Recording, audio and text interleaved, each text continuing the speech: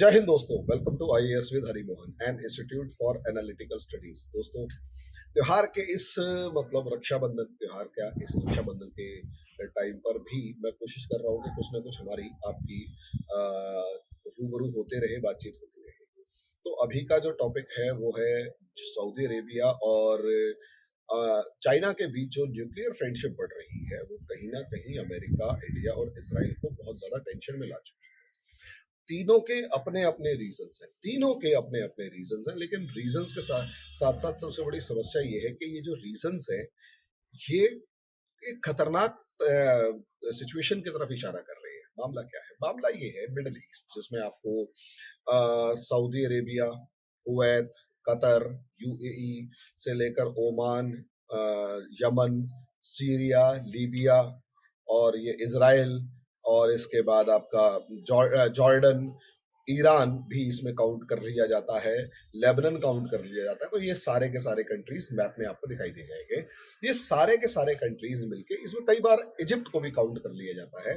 तो ये सारे कंट्रीज मिलके जो है वो मिडल ईस्ट की कैटेगरी में आते हैं। अगर आप इसे ध्यान से देखोगे ना, तो ये मिडल ईस्ट बड़ा इंपॉर्टेंट है ट्रेड रूट के लिए। क्यों? एक तो ट्रेड के लिए, क्योंकि सुएज कैनाल यहीं से है, तो आप गल्फ ऑफ अदन से होते हुए रेड सी पर एंटर करेंगे, और रेड सी से सुएज कैनाल से मेडिटेरेनियन सी, और मेडिटेरेनियन सी से अगर आपको कोई भी सामान या शिप ले जाना है यूरोप, तो आप यूरोप ले जा सकते हैं। और अगर वही शिप जो है वो अमेरिका तक भी लेके जाना है, तो जिब्राल्टर स्ट्रेट क्रॉस करके अमेरिका। अभी मेरे पास नक्शे की थोड़ी कमी है, लेकिन नक्शा अगर देखेगा तो आप उसको देखेंगे तो आपको अच्छे तरीके से समझ में आ जाएगा कि बड़ा इंपॉर्टेंट ट्रेड रूट है।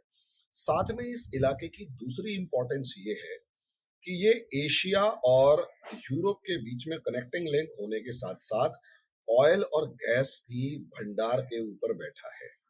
अब ऑयल और गैस का भंडार होने का सीधा मतलब ये है कि यहाँ पर इतनी एनर्जी मौजूद है। दुनिया का एक सबसे बड़ा चंक यहीं पर मौजूद है, जिसमें अगर आप देखें, सबसे बड़ा ऑयल प्रोड्यूसर जो है वो सऊदी अरेबिया हो गया, गैस प्रोड्यूसर ईरान हो गया, उसके बाद यमन, कुवैत से लेकर बाकी सब चीजें जो है वो लगातार लगातार सिचुएशन को देखेंगे तो बहुत ही अच्छे लेवल पर डेवलप हो रही है, मतलब यहाँ प्रेजेंट है। अमेरिका ने दो तरीके से यहाँ पर कंट्रोल बनाए रखा, बहुत मजबूती के साथ।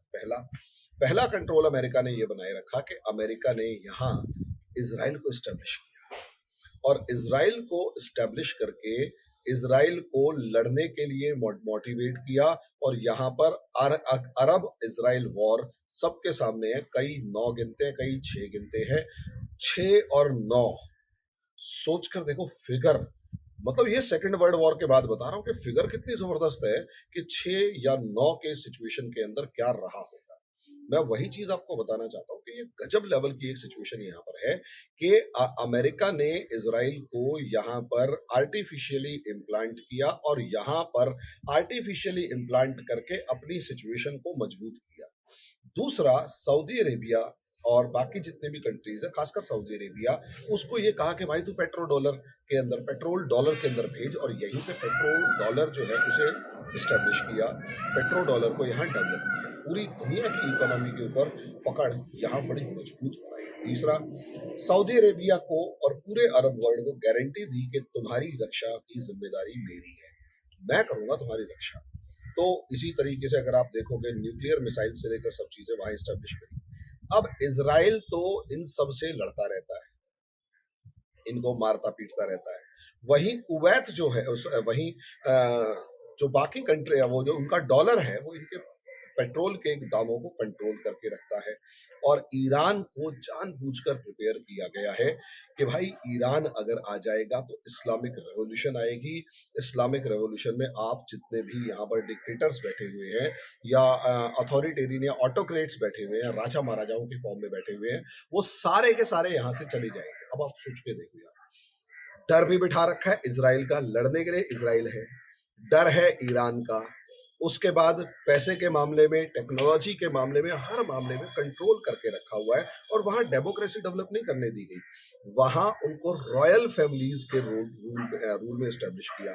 कहा तो अमेरिका को अगर आप देखेंगे ना, तो अमेरिका हमेशा लगा रहता है human rights democracy, human rights democracy, लेकिन बड़ी सफाई से क्या करता है ये ह्यूमन राइट्स और डेमोक्रेसी के नाम पे शोर तो मचाता है, लेकिन जैसे ही इसको अपने फायदे नजर आते हैं ना, तो वहां पर ह्यूमन राइट्स के नाम पे शोर भी मचाएगा, ह्यूमन राइट्स के नाम पे डांटेगा भी, लेकिन चुपचाप बैठा रहेगा।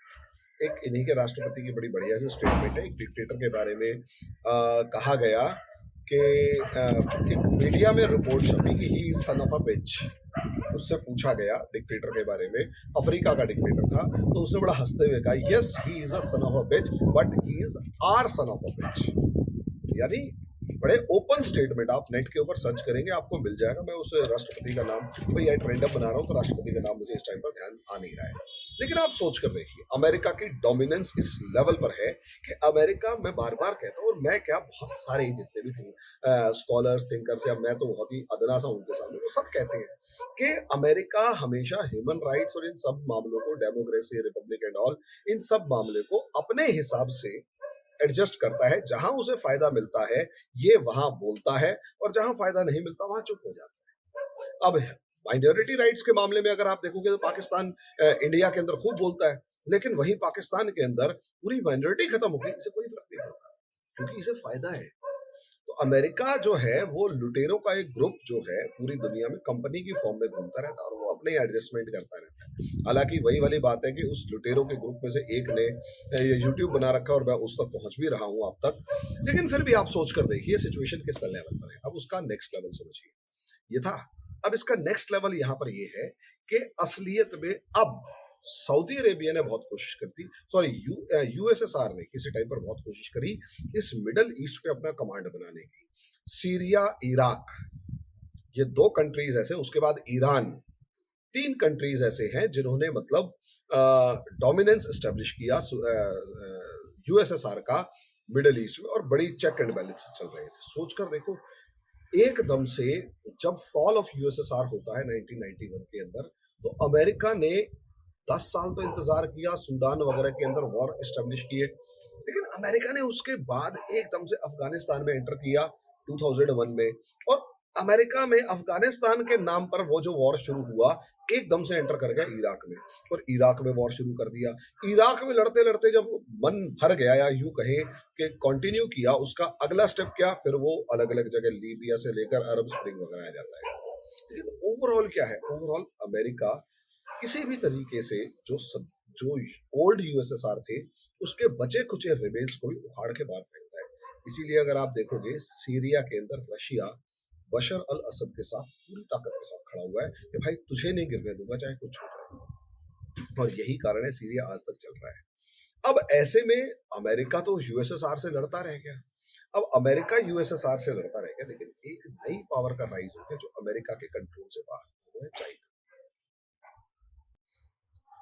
अब चाइना ने क्या किया, चाइना ने वर्कशॉप ऑफ द वर्ल्ड बना, पैसा इकट्ठा किया, टेक्नोलॉजी बनाई, सब चीजें बनाई। आज के दिन चाइना कम से कम मिलिट्री नहीं तो इकोनॉमिक सुपर पावर बन के खड़ा हुआ है, और स्टेप बाय स्टेप वो अमेरिका के जो डोमिनेंस है उसे रिड्यूस करने की कोशिश कर रहा है। स्टेप बाय स्टेप अमेरिका के पावर है उसको कम करने की कोशिश कर रहा है, और एक एक करके उन चीजों वहां से अमेरिका को रूट आउट करने की कोशिश कर रहा है। और उसमें एक बड़ा बैटल ग्राउंड पाकिस्तान के अंदर, तो लगभग लगभग मेरा मानना है कि अगर पाकिस्तान ब्रिक्स में शामिल हो जाता है, और ब्रिक्स डेवलपमेंट बैंक या न्यू डेवलपमेंट बैंक जो ब्रिक्स में बनाया गया है, उस डेवलपमेंट बैंक को यूज करना शुरू कर दे, तो पाकिस्तान को अपना खड़ा हो जाएगा। सेंट्रल एशिया जो कजाकिस्तान वगैरह है, वहां पर अमेरिका की चलती नहीं, अमेरिका की प्रेजेंस वहां बहुत ज्यादा सी नहीं है उज्बेकिस्तान वगैरह के अंदर, लेकिन इतनी नहीं है।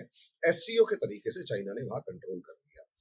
ईरान पहले ही एंटी अमेरिका है, और जिस तरीके से रशिया इन्वेस्टमेंट कर रहा है, और सबसे बड़ा बायर, अच्छा अमेरिका दुनिया में सबसे बड़ा ऑयल परचेज करता था, सबसे ज्यादा पेट्रोल में करता था, उसे वैसे भी कोई समस्या नहीं। अब अमेरिका ने क्या करना शुरू कर दिया, अपना ऑयल प्रोड्यूस करना शुरू कर दिया, और जैसे ही उसने अपना ऑयल प्रोड्यूस करना शुरू किया, सऊदी अरेबिया को समझ में आ गया कि भाई देख, अमेरिका के साथ अब ज्यादा चलने वाली नहीं है, क्योंकि अमेरिका जो अब तक सबसे बड़ा कंज्यूमर था, अब वो सबसे बड़ा प्रोड्यूसर बनने की रेस में आ गया है। और क्योंकि वो प्रोड्यूसर बनने की रेस में आ गया है सबसे बड़ा, तो वहां से अब सऊदी अरेबिया जो है वो कहीं ना कहीं डरने से लग गया, और अपनी इको और दुनिया में कहीं ना कहीं ई इलेक्ट्रिसिटी और इलेक्ट्रिक बल्ब वगैरह की बात शुरू हो रखी है, तो वहां से उसने चेंज कर अपनी इकोनॉमी को भी डाइवर्सिफाई करने की सोची। अब सऊदी अरेबिया ने यहाँ पर जब अपनी इकोनॉमी को डाइवर्सिफाई करने की सोची, तो उसका नेक्स्ट लेवल क्या है? उसका जस्ट नेक्स्ट लेवल ये है इकोनॉमी डाइवर्सिफाई करने का, कि nuclear power plant, solar energy.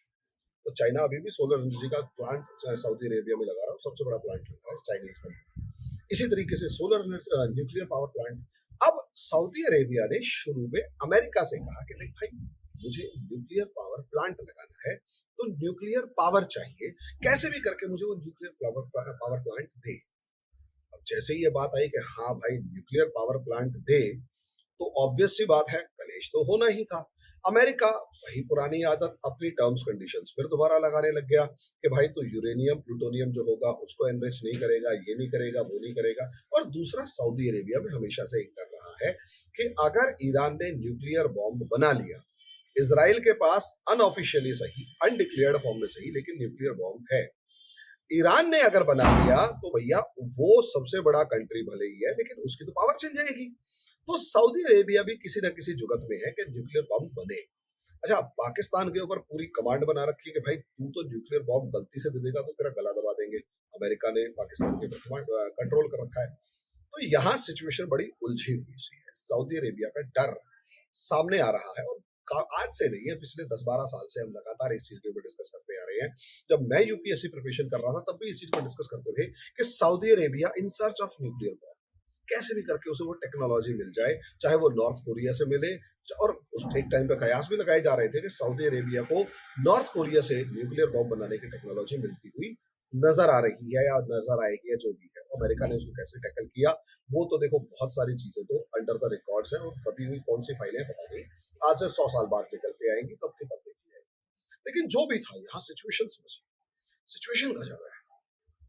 Situation है यहाँ पर कि अब चाइना सऊदी अरेबिया के अंदर न्यूक्लियर पावर प्लांट लगाने जा रहा है, और बल्कि उसने अमेरिका वाली वो शर्तें भी दे रखी कि भाई तू जो है यूरेनियम प्लूटोनियम एनरिच नहीं करेगा, प्रोड्यूस नहीं करेगा, न्यूक्लियर बॉम्ब वगैरह के ऊपर रिस्ट्रिक्शंस रखी। सऊदी अरेबिया चाहता है इसे, और सऊदी अरेबिया को जैसे ये चांस मिल रहा है, तो कहीं ना कहीं सऊदी अरेबिया क्लोज जाता जा रहा है चाइना के। अगर ये डील हो जाती, अमेरिका टेंशन में इसीलिए तो है, अगर ये डील हो जाती है तो अमेरिका को सबसे बड़ा लॉस होगा कि मिडल ईस्ट में इस टाइम पर सऊदी अरेबिया के ऊपर जो अमेरिका की पकड़ है वो लूज हो जाएगी।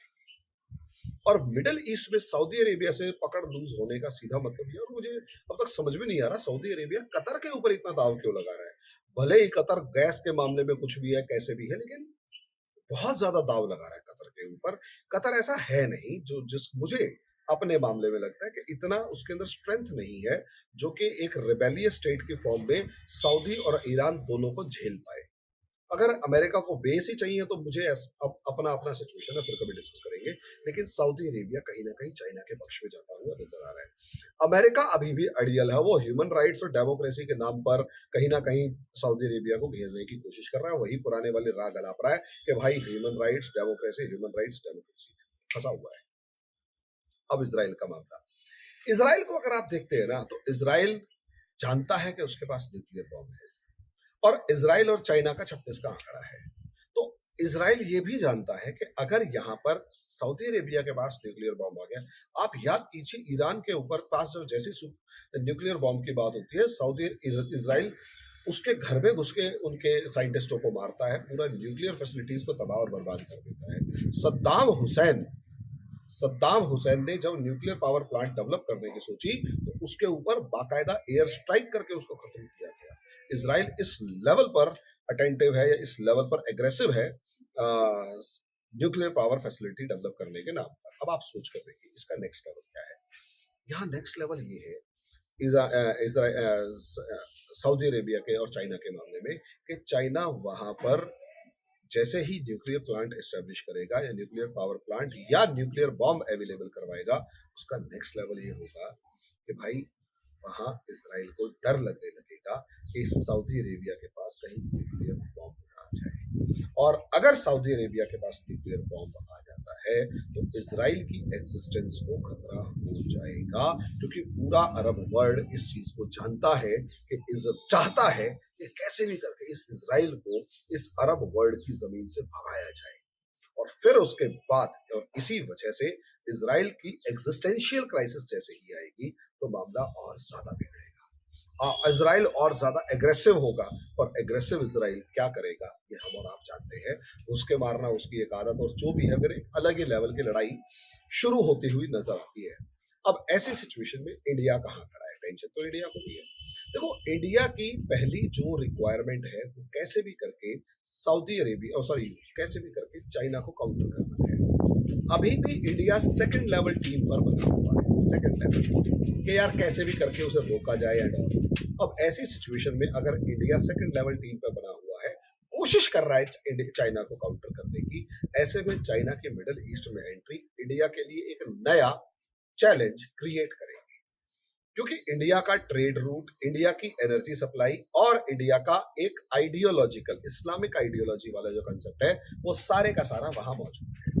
और वहां से इस्लामिक आइडियोलॉजी के नाम पे इंडियन मुस्लिम्स को मैनिपुलेट किया जा सकता है। इंडिया बहुत अच्छे तरीके से जानता है। यहां तक कि हमारी जो मिडिल ईस्ट पॉलिसी है, मेनली इजराइल पॉलिसी है, उसमें भी इंडिया फूंक फूंक के कदम रखता है कि कहीं हमारे मुस्लिम भाइयों के सेंटिमेंट्स जो है वो हर्ट ना हो जाए। आप अंदाजा लगा कर देखिए, ट्रेड रूट वहां से निकल रहा है, कभी स्वेज कैनाल से इंडिया निकलने की कोशिश कर रहा है, कभी अरब मेडिटेरेनियन ट्रेड रूट बना रहा है, कभी नॉर्थ साउथ जो international north south trade corridor INSTC बना रहा है, आर्मेनिया से लेकर हर तरीके से इंडिया वहां पर काउंटर करने की कोशिश कर रहा है। लेकिन दो कंट्रीज चाइना के डायरेक्ट इन्फ्लुएंस में चले जाए, वो भी अमेरिका से नाराजगी के नाम पर, तो क्या होगा?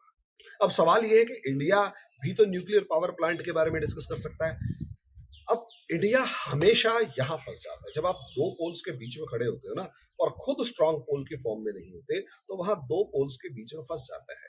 एक तरफ चाइना है जिसको काउंटर करना है और सबसे बड़ा दुश्मन आपका वो है, दूसरी तरफ अमेरिका है जो किसी भी मामले में आपको कई चीजों में कंसेशन देने के मूड में नहीं है।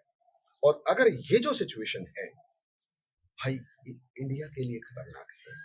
तो सोचकर देखिए, अमेरिका टेंशन में है क्योंकि वो पावर लूज कर रहा है, इजराइल टेंशन में क्योंकि एग्जिस्टेंशियल क्राइसिस है, इंडिया टेंशन में है क्योंकि वो एक और ग्राउंड पे अब चाइना को काउंटर करने की कोशिश कर रहा है, लेकिन वहां पर भी कमजोर पड़ता हुआ अगले टाइम तक नजर आएगा। हालांकि सेकंड लार्जेस्ट कंज्यूमर है और सऊदी अरेबिया इंडिया के साथ बहुत ज्यादा सी ऑयल के रेट्स में कंसेशन की डील करना नहीं चाहता, क्योंकि वो जानता है एक बार इंडिया के साथ कर लिया तो दुनिया के बाकी देशों के साथ करते हुए उसे और ज्यादा टेंशन आएगी। और रशिया जो है वो कहीं ना कहीं प्रो चाइना खुले तौर पर नजर आ रहा है। अब वो कैसे नजर आएगा वो तो वक्त बताएगा, लेकिन अभी तो नजर आ रहा है। भविष्य में क्या होता है वो तो वक्त बताएगा। तो दोस्तों, ये एक छोटा सा एनालिसिस एक अलग कंडीशंस के ऊपर। तो अगर आप लोगों को ये वीडियो पसंद आया तो चैनल को लाइक करें, सब्सक्राइब करें, शेयर करें, बेल आइकन जरूर दबाएं ताकि मेरी ये वीडियोस आपको जल्दी से